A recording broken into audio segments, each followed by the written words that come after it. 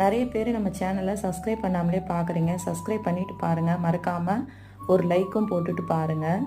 இன்றைக்கி வியாழக்கிழமை, காய்கறி எதுவுமே இல்லை. நான் ரெகுலராக வாங்குகிற காய்கறி மார்க்கெட்டை எடுத்துட்டாங்க.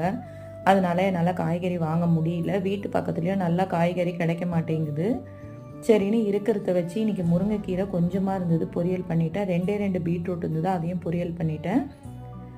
குழம்பு வைக்கிறதுக்கு ஏதாவது காய்கறி வாசலில் வரும்னு பார்த்தேன். ஆனால் எந்த வண்டியும் வரல இன்றைக்கின்னு பார்த்து அந்த கேப்பில் போய் நானும் ஹஸ்பண்டும் டீ குடிச்சிட்டு இருந்தோம். காய் ஒன்றுமே இல்லைப்பா குழம்பு வைக்கணும் போது, சரி ரசம் வச்சிரு இன்றைக்கி பரவாயில்ல அப்படின்ட்டாரு.